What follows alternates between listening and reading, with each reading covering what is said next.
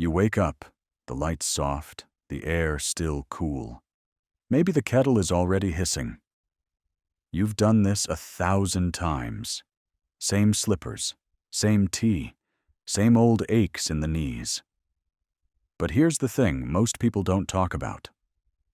What you do in the first hour after waking up could shape the rest of your life. And I mean that literally. Because for older adults, morning isn't just the start of the day. It's when your body is at its most vulnerable to strokes. Let me explain. Research shows that strokes are more likely to happen in the early morning hours. Why? Blood pressure rises quickly after you wake. Your blood becomes a little thicker from dehydration overnight. And if you've been inactive for 6 to 8 hours, well, circulation needs time to catch up. But here's the good news. You're not powerless. In fact, building a few intentional habits into your morning can dramatically reduce your risk of stroke and boost your overall health. So let's walk through the habits that truly matter. Don't rush out of bed. Ease into your morning. Here's a mistake many of us make. The alarm goes off, and we bolt upright. But that sudden motion can cause a sharp drop in blood pressure, especially for older adults. It can make you dizzy, lightheaded, or worse, disoriented enough to fall. Instead, try this. Before getting up, sit on the edge of the bed. Stretch a little. Wiggle your toes. Breathe. Give your body a minute to catch up with your brain. You've earned that time. Start with a glass of water. Before anything else, you've gone 7, maybe 8 hours without fluids.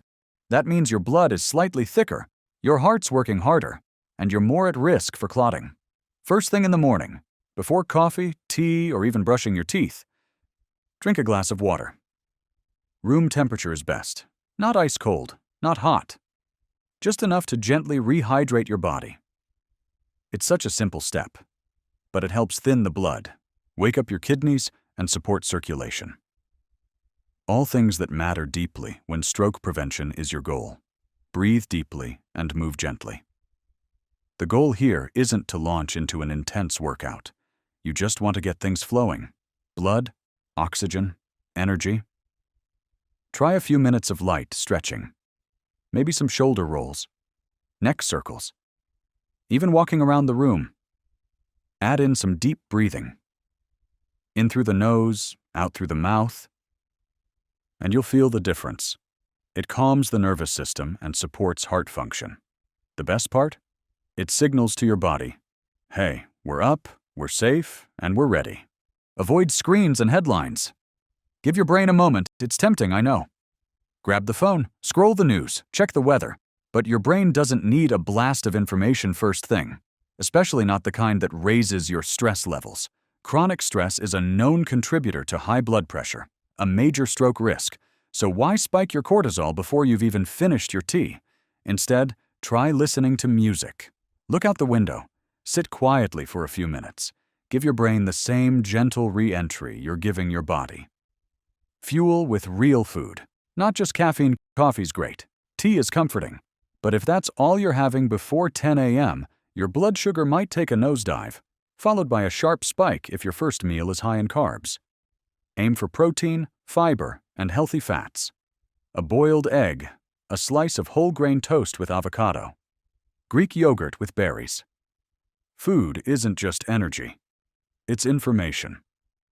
And your body needs good info to regulate blood pressure, blood sugar, and clotting risks.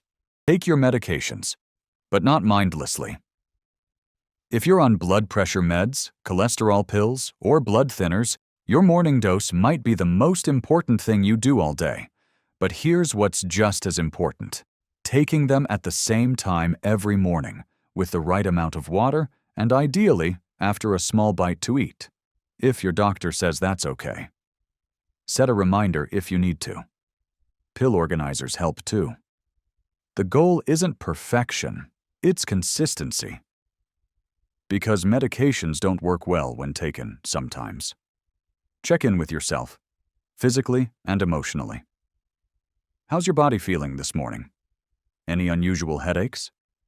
Weakness on one side? Numbness? Slurred speech? It's not about being paranoid. It's about being present. The earlier a stroke is caught, the better the chances of recovery. So a 30-second check-in each morning can literally be life-saving. Also, how's your mood? Loneliness, depression, and emotional stress can subtly affect physical health. If something feels off, talk to someone. You don't have to carry it alone. Wrap it all in routine. Make it yours. Morning routines aren't just about discipline. They're about self-respect. You're telling your body, I care. I'm paying attention. I'm showing up. That mindset, the one that treats health as something worth tending to, has a ripple effect. You walk more, eat better, rest well. And slowly, almost without noticing, you build resilience against the very things that once felt out of your control. Stroke prevention isn't about big, heroic actions.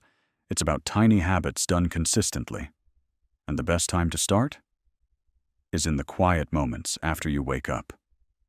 So tomorrow morning, when the light comes in through the window and your feet touch the floor, remember, you have more power than you think.